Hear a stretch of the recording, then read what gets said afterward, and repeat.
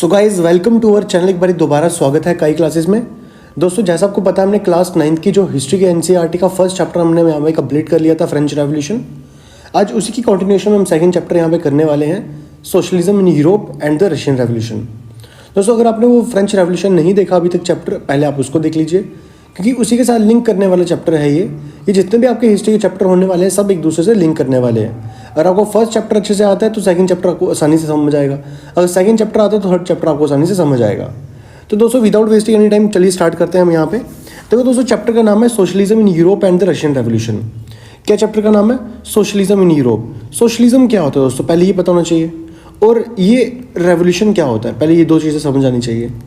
दोस्तों मैं बता दूं, सोशलिज्म का मतलब होता है एक ऐसी भावना जो समाज के लिए हो, इसको बोलते हैं समाजवादी या फिर समाजवाद। जैसे आपको पता है नेशनलिज्म क्या होता है दोस्तों, नेशनलिज्म होता है देश के लिए कुछ करना, देश के लिए भावना जो होती है। उसी तरीके से सोशलिज्म क्या होता है, एक सोसाइटी के लिए जो भावना होती है हमारी, वो कैसे यूरोप के अंदर क्रिएट हो रही है और ये कैसे इस चीज़ को बढ़ावा देगी कि रशियन रेवोल्यूशन हो जाए। तो मतलब ये दोनों लिंक करने वाले चैप्टर है। तो अगर आपको सोशलिज्म वाला टॉपिक समझ आएगा, आपको रशियन रेवोल्यूशन भी एक बैकग्राउंड क्लियर हो जाएगी आपको। अच्छा ऐसा इसलिए हुआ था। दोस्तों इसमें मैं टाइमलाइन हल्की सी बता दूं मैं आपको, यहाँ पे हम क्या क्या पढ़ने वाले हैं। हम ये पढ़ने वाले हैं कि सोशलिज्म की ओरिजिन कैसे हुआ, क्या वजह थी ओरिजिन होने की, इसका इम्पैक्ट क्या हुआ सोसाइटी के ऊपर, क्या सोसाइटी ने इसको एक्सेप्ट किया या नहीं किया, या फिर सोशलिज्म के अंदर कुछ रिसोर्स भी आते हैं। जो रिसोर्स होंगे वो कैसे रिसोर्स हमें कहाँ से मिलेंगे, नेचुरली होंगे या फिर मैनमेड होंगे, मीन्स ऑफ प्रोडक्शन क्या होगी, सोर्स ऑफ इनकम कहाँ से आएगा। फिर क्वेश्चन एक सबसे इंपॉर्टेंट आएगा, वाई सोशलिज्म, कि सोशलिज्म ही क्यों ऐसा हम पढ़ रहे हैं। और हम लास्ट में जाते हम क्या देखेंगे, टाइप्स ऑफ सोशलिज्म देखेंगे। इस तरीके से हमारा इस चैप्टर को हम आगे आगे बढ़ाते चले जाएंगे। दोस्तों मैं आपको पहले एक चीज़ बता दूँ, और यहाँ पे आपको पता है कि 1789 के अंदर क्या हुआ था, आपको पता है फ्रेंच रेवोल्यूशन हुआ था। 1789 के बाद वाले समय और 1789 के पहले वाले समय को हम बोलते हैं ओल्ड रेजिम, और न्यू वाले समय को बोलते हैं, इसके 1789 के वाले समय को इसको बोलते हैं न्यू रेजिम। तो 1789 एक मेन डेट आ जाती है जो डिसाइड करती है कि हम वर्ड क्या यूज़ करेंगे, ओल्ड रेजिम यूज़ करेंगे या फिर न्यू रेजिम यूज़ करेंगे। दोस्तों अगर हम ओल्ड रेजिम की बात कर लेते हैं, यहाँ पे क्या हुआ करता था, यहाँ पे फ्यूडल सिस्टम हुआ करता था। फ्यूडल सिस्टम मतलब वही कि राजशाही चला करती थी यहाँ पे। बट जो नया यूरोप हमारे सामने निकल के आ रहा है, नए यूरोपियन में, यहाँ पे हमारी सोसाइटी दो टाइप में डिवाइड हो चुकी है। वो कैसे होगी मैं बताऊँगा। मतलब ये जो नई सोसाइटी होगी, यहाँ पे नई सोसाइटी जो क्रिएट हो रही है, कुछ लोग इसको एक्सेप्ट करेंगे कि हाँ हमें अच्छी लग रही सोसाइटी है, कुछ लोग बोलेंगे नहीं हमें वो पुरानी सोसाइटी चाहिए, मतलब ये are not happy with the society. कुछ लोग ऐसे भी होंगे जो नई सोसाइटी के साथ खुश नहीं होंगे। और आपको पता है, आपने फर्स्ट चैप्टर पढ़ा हुआ है कि सोसाइटी कैसे हुआ करती थी, कंजर्वेटिव में, लिबरलिज्म में। मैं यहाँ पे लिखता हूँ कंजर्वेटिव्स हुआ करते थे, लिबरल्स हुआ करते थे, रेडिकल्स हुआ करते थे। ये सब हमने फर्स्ट चैप्टर में पढ़ा हुआ है। तो इसी के साथ मैं आपको एक चीज़ और बता दूं, यहाँ पर अगर मैं आपको टाइमलाइन बनाने की कोशिश करूँ यहाँ पे, कि आपको पता है कि 1789 में क्या हुआ, फ्रेंच रेवोल्यूशन हुआ। दोस्तों जब फ्रेंच रेवोल्यूशन हुआ, इससे क्या हुआ, हमारी सोसाइटी के अंदर न्यू क्लास क्रिएट हो रही है। अब ये जो क्लास होगी सोसाइटी के अंदर, इसमें से कुछ ऐसे लोग होंगे, मतलब ये क्लास कौन सी होगी, ये इंडस्ट्रियल क्लास होगी। इंडस्ट्रियल क्लास मतलब ये ऐसा ग्रुप होगा जो इंडस्ट्रीज में काम करता जाके।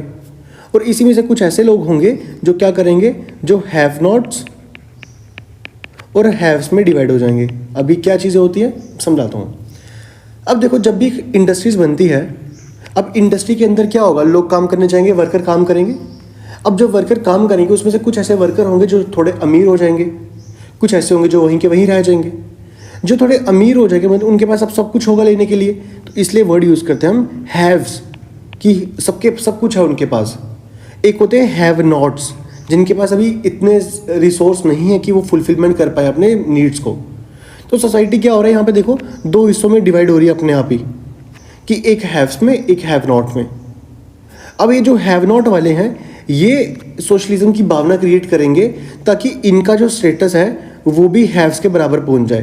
मतलब ये सोसाइटी को इक्वल करने के लिए हम बात कर रहे हैं यहाँ पे। तो आई होप आपको ये सोशलिज्म वर्ड का समझ आ चुका होगा कि क्या मतलब होता है, कि सोसाइटी के बारे में करना और इक्वलिटी के लिए लेके आना, ये हमने पढ़ लिया। इसके बाद दोस्तों मैं यहाँ पे बता दूँ 1789 के बाद जो समय आता है यहाँ पे क्या होता है, इंडस्ट्रियल ग्रोथ होता है बड़ा ज़्यादा यूरोप के अंदर, इंडस्ट्रियल ग्रोथ। और फाइनली हम देखेंगे 1850s के आते आते सोशलिज्म की भावना बढ़ना शुरू हो जाएगी, सोशलिज्म स्टार्ट हो जाएगा पूरे यूरोप के अंदर। अब सोशलिज्म कैसा होता है सब पढ़ेंगे करके। तो चलिए टॉपिक को स्टार्ट करते हैं। पहले मैं आपको बता दूं कि लाइन टू लाइन पढ़ेंगे तो आपके मन में काफ़ी ज़्यादा डाउट होंगे कि आपने फर्स्ट चैप्टर पढ़ा होगा कि लाइन टू लाइन क्यों किया जाता है, एनसीईआरटी जल्दी में ख़त्म क्यों नहीं होती। दोस्तों आपके जो एमसीक्यूज़ बनते हैं तो दोस्तों इसी लाइन टू लाइन चीज़ों से बनते हैं, और फिर वहाँ पे क्या होता है, प्रॉब्लम क्रिएट हो जाती है कि कैसे हो गया, क्या हो गया। दोस्तों age of social change in society. अब पहला टॉपिक क्या दिया हुआ है, the age of social change. Social का मतलब क्या हुआ यहाँ पे, सोसाइटी, कि अब हम वो चीज़ पढ़ने वाले हैं कि जो सोसाइटी कैसे चेंज हो रही है। दोस्तों लास्ट चैप्टर में हमने क्या पढ़ा, हमने देखा कि कैसे idea of freedom and equality का सर्कुलेट हो रहा है यूरोप के अंदर। आपको याद है ना फ्रेंच रेवोल्यूशन की डिमांड्स क्या थी, लीगेसी क्या थी उनकी, वही चीज़ है यहाँ पे कि फ्रेंच रेवोल्यूशन के बाद क्या हो रहा है, पूरे यूरोप के अंदर सब लोग डिमांड कर रहे हैं भाई हमें भी फ्रीडम चाहिए, हमें भी फ्रीडम चाहिए और हमें भी इक्वलिटी चाहिए। फ्रेंच रेवोल्यूशन ने क्या कर दिया, फ्रेंच रेवोल्यूशन ने एक टाइप की पॉसिबिलिटी क्रिएट कर दी है कि कैसे लोग चेंज हो, dramatic change in the way in which society was structured. अब देखो लोग तो पहले से ही डिमांड कर रहे थे भाई हमें सोसाइटी चेंज करनी है, अब बीच में फ्रेंच रेवोल्यूशन हो गया। अब फ्रेंच रेवोल्यूशन ने क्या कर दिया, इन लोगों की जो डिमांड थी उसको बूस्टअप कर दिया कि हाँ आपकी डिमांड थी। अब लोगों ने सोचा कि फ्रेंच रेवोल्यूशन तो हो गया, एक काम करते हैं हम भी सोशलिज्म के लिए लड़ना शुरू कर देते हैं। तो फ्रेंच रेवोल्यूशन ने क्या कर दिया कि रास्ते ओपन कर दिए सोशलिज्म के भावना के। as you have read, before the 18th century society was divided into estates। आपको पता है 3 estates में सोसाइटी डिवाइड थी, नोबिलिटी, क्लर्गी और normal peoples. It was the aristocracy and the church which control economic and social power. और ये aristocracy मतलब nobility वाली क्लास और चर्च मतलब क्लर्गी वाली क्लास, यही पूरी सोसाइटी के जो इकोनॉमिक चीज़ें हैं, इकोनॉमिक मतलब वही पैसा वैसा जो भी है, सोसाइटी को पूरा यही लोग संभाला करते थे।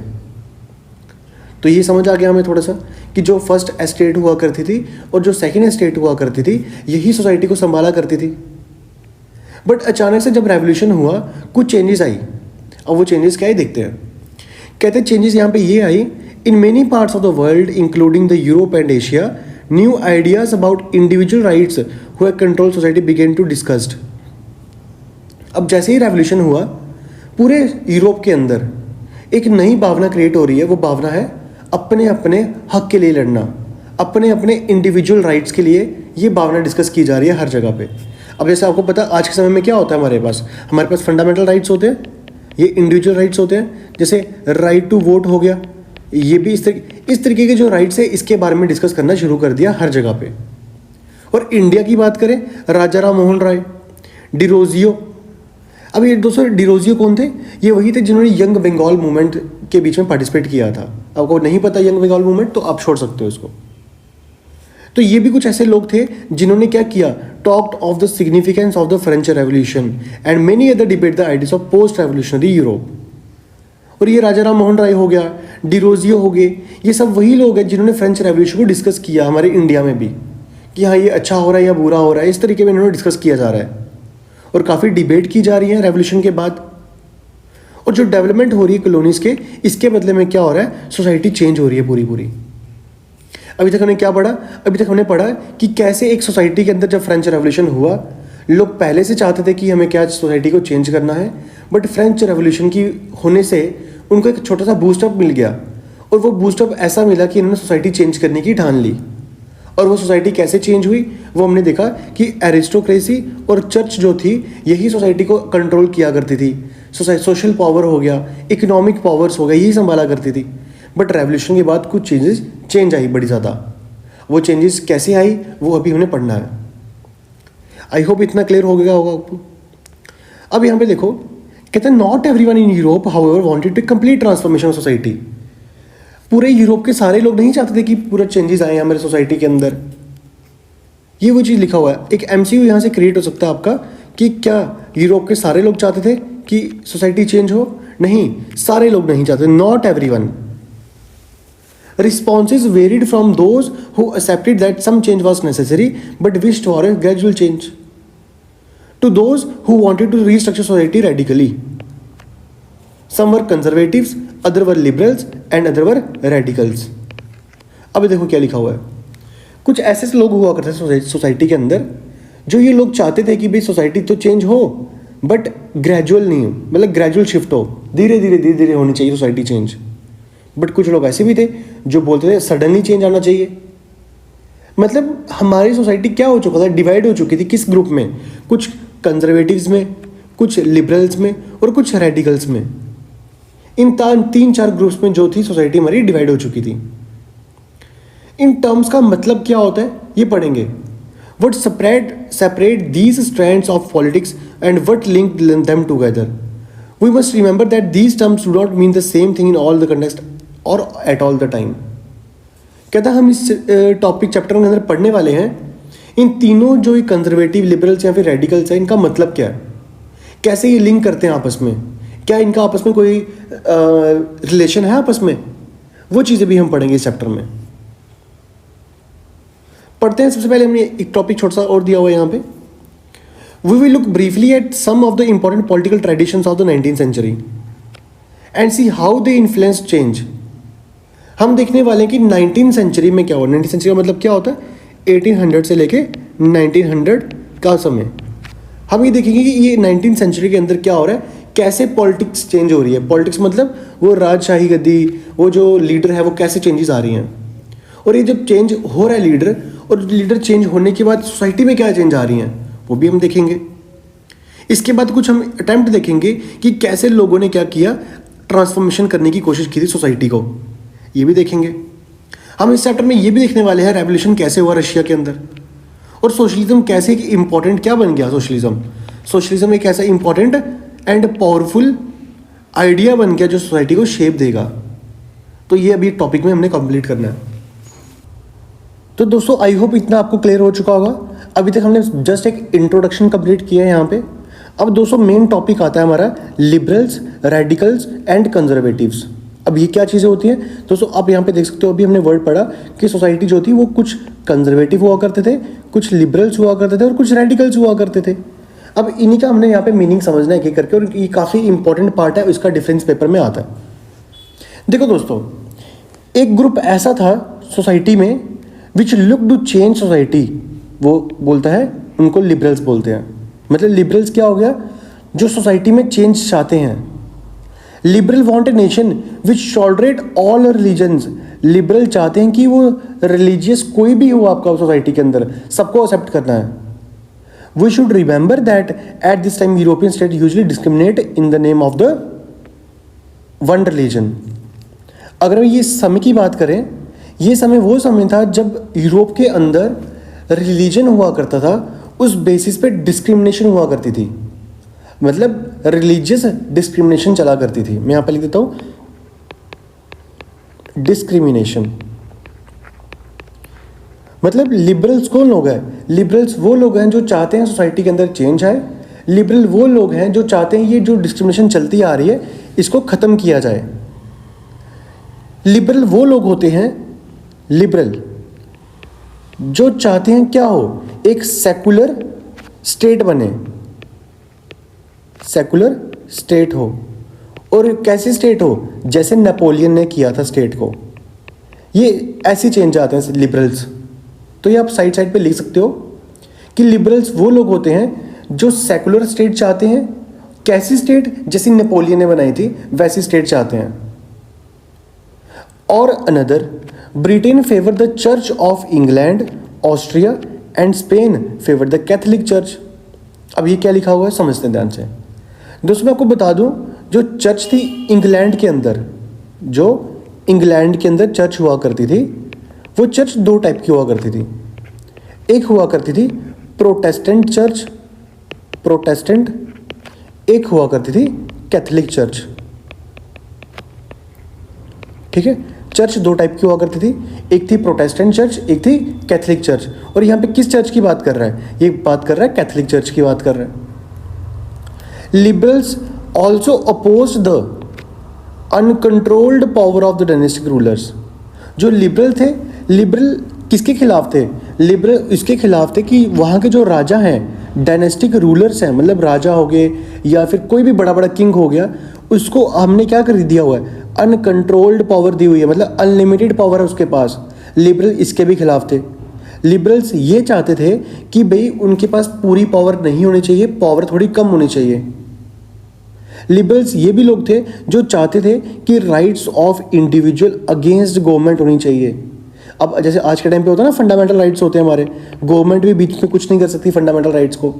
उसी तरीके से ये लोग भी वही कोशिश, लिबरल्स लोग वही कोशिश कर रहे थे, भाई इनके पास ऐसे राइट्स होने चाहिए, मतलब हर एक इंसान के पास, हर एक इंडिविजुअल के पास ऐसे राइट होने चाहिए जिससे वो अपने आप को बचा सके। सेफ गार्ड का मतलब क्या? बचाना, गवर्नमेंट से बचा सके अपने आप को।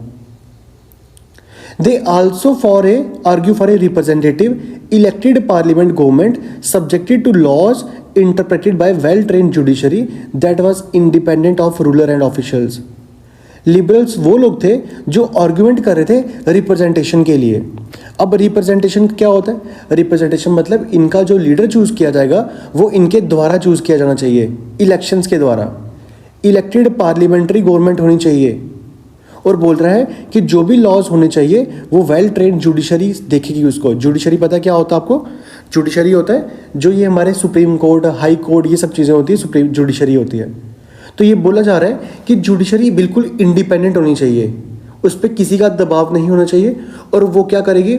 लॉज को देख के काम करेगी प्रॉपरली। वो किसी के रूलर में आके, किसी के ऑफिशियल के मतलब बीच में आके वो अपना फैसला नहीं लेगी, बल्कि उसको क्या करना पड़ेगा? इंडिपेंडेंटली काम करना पड़ेगा। ये भी डिमांड कर रहे थे। However they were not democrats, they did not believe in universal adult franchise.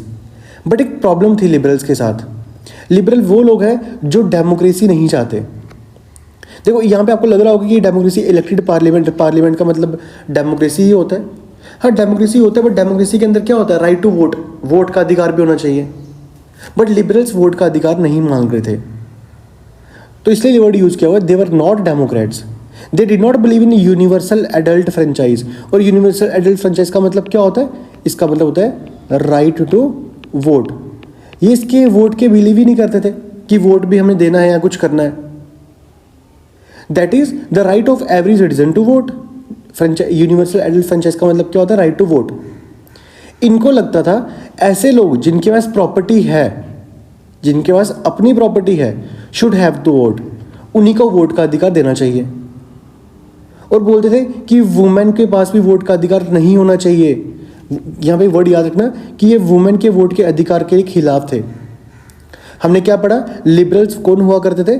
Liberals वो लोग हुआ करते थे जो चाहते थे भी सोसाइटी के अंदर से रिलीजियस डिस्क्रिमिनेशन को ख़त्म किया जाना चाहिए। ये वही लोग थे, लिबरल्स वही लोग थे जो बोलते हैं कि हमारे जो किंग है उसके पास इतनी पावर दे दी है हमने, उस पावर को कम होना चाहिए। लिबरल्स वही लोग हैं जो बोल रहे थे भाई हमें कुछ ऐसे राइट्स दे दो ताकि इसके खिलाफ, अगर राजा हमारे खिलाफ कोई काम करता है, हम अपने आप को बचाने की कोशिश करें। लिबरल्स वो लोग थे जो रिप्रेजेंटेशन चाहते थे। लिबरल्स वो लोग थे जो चाहते थे कि पार्लियामेंट हो बट इलेक्टेड पार्लियामेंट हो। लिबरल्स वो लोग थे वो जो चाहते थे जुडिशरी होनी चाहिए बट वो इंडिपेंडेंट जुडिशरी होनी चाहिए। मतलब एक वर्ड यहाँ पे यूज़ कर रहा हूँ मैं, इंडिपेंडेंट जुडिशरी का मतलब क्या हुआ? Separation of power. Separation of power, कि पावर की सेपरेशन होनी चाहिए। आपको पता है 3 पावर्स होती हैं, एक होती है लेजिस्लेटिव, एक होता है एग्जीक्यूटिव, एक होती है जुडिशरी। तीनों आपस में अलग अलग काम करती हैं, इसी को बोलते हैं सेपरेशन ऑफ पावर। तो सब लोग बोल रहे थे जो जुडिशरी है अपने आप को इंडिपेंडेंटली काम करनी चाहिए, सेपरेशन ऑफ पावर। बट हमने लास्ट में आते थे ये भी देख लिया कि जो ये लिबरल्स लोग हुआ करते थे ये डेमोक्रेट नहीं हुआ करते थे। ये लोग लिबरल्स वो लोग थे जो चाहते थे कि भाई हमें राइट टू वोट का अधिकार तो मिले, बट किनको? जिनके पास अपनी प्रॉपर्टी है सिर्फ उनको, और वुमेन को राइट टू वोट का अधिकार नहीं मिलना चाहिए। तो ये क्या हो गए? ये लिबरल्स हो गए। आई होप इतना क्लियर हो चुका होगा आपको। और यहाँ पे मैं आपको एक चीज़ और बता दूं कि ये राइट टू वोट का अधिकार वाला टॉपिक है, आपने फर्स्ट चैप्टर में पढ़ा हुआ है। आपने पढ़ा होगा एक्टिव और पैसिव सिटीजन्स की, एक्टिव और पैसिव सिटीजन्स। एक्टिव सिटीजन्स कौन हुआ करते हैं? जिनके पास राइट टू वोट का अधिकार होता है, और passive citizen not right to vote, कि जिनके पास राइट टू वोट का अधिकार नहीं होता। तो ये हमने फर्स्ट चैप्टर में पढ़ा हुआ था। तो आई होप इतना समझ आ गया आपको, लिबरल्स का समझ आ गया। अब इसी के कंट्राडिक्शन में हम जाते हैं कहाँ पे, रेडिकल्स के पास पढ़ते हैं। रेडिकल्स क्या होते हैं? कहते हैं रेडिकल्स वो लोग हैं जो चाहते हैं कि हमारा नेशन कैसा हो, हमारा नेशन ऐसा हो जहाँ पे गवर्नमेंट बेस्ड होना चाहिए on the majority of countries population. मतलब गवर्नमेंट का काम ज़्यादा चलना चाहिए, प्राइवेट का कुछ नहीं होना चाहिए यहाँ पे। इसमें से रेडिकल्स में से कुछ लोग ऐसे भी थे जो बोल रहे थे कि वुमेन सफराज होना चाहिए। वुमेन सफराज मतलब वुमेन्स को भी राइट टू वोट का अधिकार होना चाहिए, वुमेन के लिए भी क्या होना चाहिए, राइट टू वोट का अधिकार होना चाहिए। इसमें से रेडिकल्स ऐसा ग्रुप था। तो काफ़ी इंपॉर्टेंट चीज़ है ये रेडिकल्स। मतलब रेडिकल का मतलब पता है क्या होता है? रेडिकल का मतलब होता है फुल चेंज करना किसी को। मैं यहाँ पे लिखता हूँ, आप भी अपनी बुक पे लिख लो कि रेडिकल का ये मतलब होता है कि ऐसे लोग जो चाहते हैं कि सोसाइटी पूरी की पूरी चेंज हो जाए, रेडिकल लोग।